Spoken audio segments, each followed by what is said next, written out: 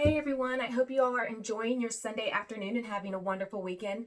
Thank you so much for joining me for my daily reading on Time with Tiffy. I just finished reading 1 Samuel chapter 14 yesterday, where I read about how Jonathan smites the Philistines. I also read about Saul's family and how Saul forbids the people to eat until evening. And today I am on day 85 of Bible in 1 year, so I'm going to be reading 1 Samuel chapters 15 and 16. Now I am reading from the New King James Version. So, all right, let's get into it. 1 Samuel chapter 15, verse 1 through 35. Samuel also said to Saul, "The Lord sent me to anoint you king over his people, over Israel. Now therefore, heed the voice of the words of the Lord. Thus says the Lord of hosts, I will punish Amalek for what he did to Israel, how he ambushed him on the way when he came up from Egypt. Now go and attack Amalek and utterly destroy all that they have, and do not spare them, but kill both man and woman, infant and nursing child, ox and sheep, camel and donkey." So Saul gathered the people together and numbered them in Telaim, 200,000 foot soldiers and 10,000 men of Judah. And Saul came to a city of Amalek and lay in wait in the valley. Then Saul said to the Kenites, "Go, depart, get down from among the Amaleks, lest I destroy you with them. For you showed kindness to all the children of Israel when they came up out of Egypt." So the Kenites departed from among the Amalekites, and Saul attacked the Amalekites from Havilah all the way to Shur, which is east of Egypt. Now also he took Agag, king of the Amalekites, alive, and utterly destroyed all the people with the edge of the sword. But Saul and the people spared Agag, and the best of the sheep, the oxen, the fatlings, the lambs, and all that was good, and were unwilling to destroy them. But everything despised and worthless that they utterly destroyed. Now the word of the Lord came to Samuel, saying, "I greatly regret that I have set up Saul as king, for he has turned back from following me, and has not performed my commandments." And it grieved Samuel, and he cried out to the Lord all night. So when Samuel rose early in the morning to meet Saul, it was told Samuel, saying, "Saul went to Carmel, and indeed he set up a monument for himself, and he has gone on around, passed by, and gone down to Gilgal." Then Samuel went to Saul, and Saul said to him, "Blessed are you of the Lord, I have performed the commandment of the Lord." But Samuel said, "What then is this bleating of the sheep in my ears, and the lowing of the oxen which I hear?" And Saul said, "They have brought them up from the Amalekites. For the people spared the best of the sheep and the oxen to sacrifice to the Lord your God, and to the rest we have utterly destroyed." Then Samuel said to Saul, "Be quiet, and I will tell you what the Lord said to me last night." And he said to him, "Speak on." So Samuel said, "When you were little in your own eyes, were you not head of the tribes of Israel? And did not the Lord anoint you king over Israel? Now the Lord sent you on a mission and said, 'Go and utterly destroy the sinners, the Amalekites, and fight against them until they are consumed.' Why then did you not obey the voice of the Lord? Why did you swoop down on the spoil and do evil in the sight of the Lord?" And Saul said to Samuel, "But I have obeyed the voice of the Lord and gone on the mission on which the Lord sent me, and brought back Agag, king of Amalek. I have utterly destroyed the Amalekites."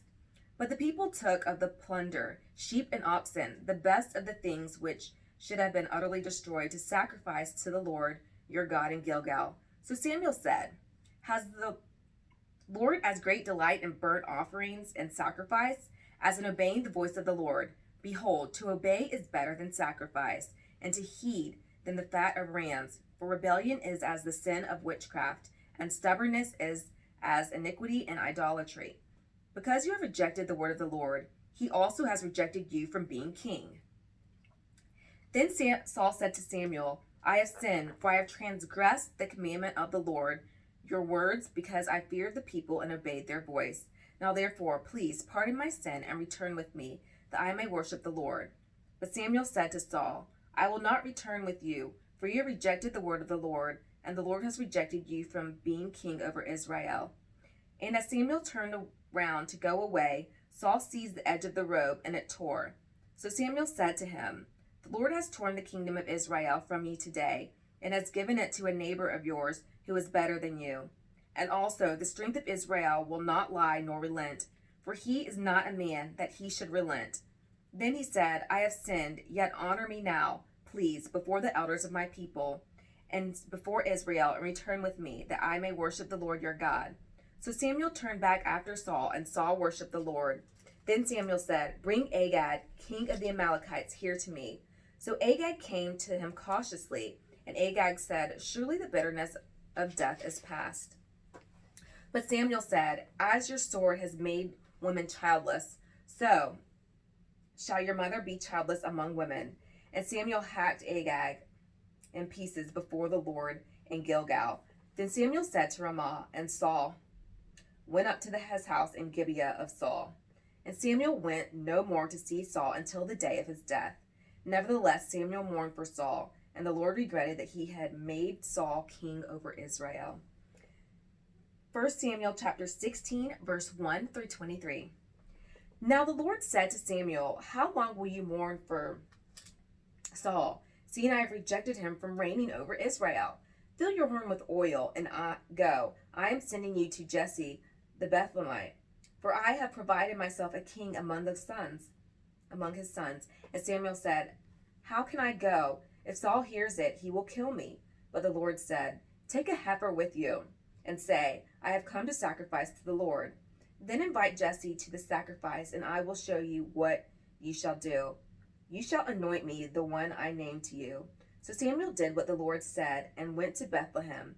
And the elders of the town trembled at his coming, and said, Do you come peaceably? And he said, Peaceably, I have come to sacrifice to the Lord. Sanctify yourselves, and come with me to the sacrifice. Then he consecrated Jesse and his sons, and invited them to the sacrifice. So it was, when they came, that he looked at Eliab and said, Surely the Lord's anointed is before him. But the Lord said to Samuel, Do not look at his appearance or at his physical stature, because I have refused him. For the Lord does not see as man sees. For man looks at the outward appearance, but the Lord looks at the heart. So Jesse called Abinadab and made him pass before Samuel, and he said, Neither has the Lord chosen this one. Then Jesse made Shammah pass by, and he said, Neither has the Lord chosen this one.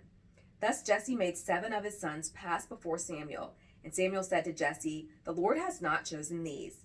And Samuel said to Jesse, Are all the young men here? Then he said, There remains yet the youngest, and there he is, keeping the sheep. And Samuel said to Jesse, Send and bring him, for we will not sit down till he comes here. So he sent and brought him in. Now he was ruddy, with bright eyes, and good-looking. And the Lord said, Arise, anoint him, for this is the one. Then Samuel took the horn of oil and anointed him in the midst of his brothers, and the Spirit of the Lord came upon David from that day forward. So Samuel arose and went to Ramah. But the Spirit of the Lord departed from Saul, and a distressing spirit from the Lord troubled him. And Saul's servants said to him, Surely a distressing spirit from God is troubling you. Let our master now command your servants who are before you to seek out a man who is skillful player on a harp, and it shall be that he will play it with his hand when this distressing spirit from God is upon you, and you shall be well. So Saul said to his servants, Provide me now a man who can play well, and bring him to me.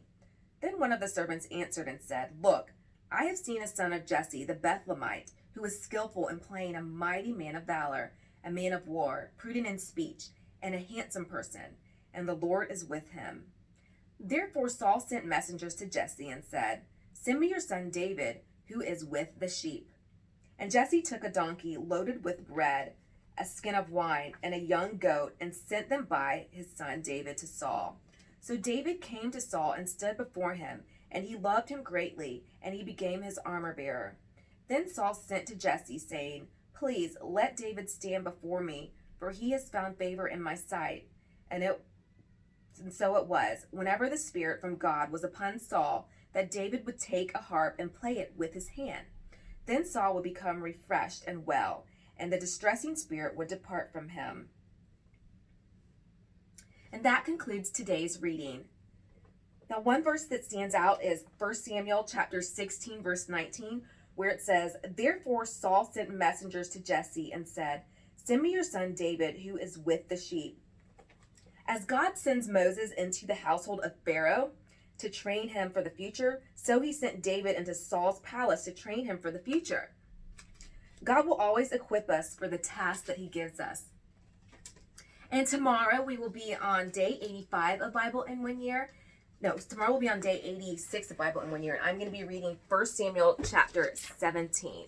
So thank you so much for tuning in with me on Time with Tiffy. If you have any questions, please comment below and I will get back with you as soon as I can. And please remember to share, comment, like, and subscribe to Time with Tiffy, where we sip on tea so flavory, eat treats so savory, and enjoy reading books of the Bible, doing Bible in 1 Year. You all have a blessed day. Until next time.